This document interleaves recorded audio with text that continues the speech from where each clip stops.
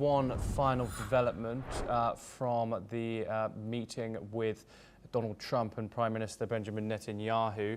On the agenda in their meeting, a possible permanent deal with Iran. Speaking to reporters, Trump said the US and Israel are working on a lot of things, including long-term security plans with Tehran.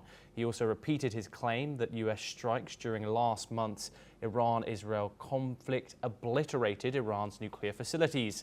That 12-day war ended with a US-brokered ceasefire, but regional tensions remain high.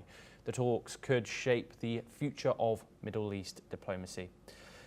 Daniel, quickly, we are running out of time. What are your thoughts on these possible negotiations with Tehran in a long-term deal for stability in the Middle East? And also Trump once again reiterating his claim that Iran is no longer a nuclear threat to the region.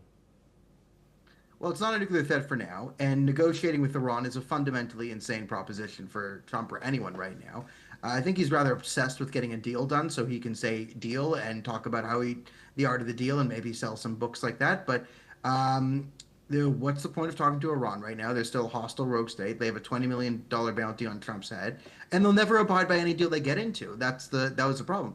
And this is the great part about Trump 1.0 is he correctly identified that the Iranian regime would not ever, under any circumstances, abide by the terms of a deal they made with the West or anyone else, because they're habitual liars, and they even brag about lying to the West when they speak in Farsi, not in English. In English, they lie to us. In Farsi, they tell the truth.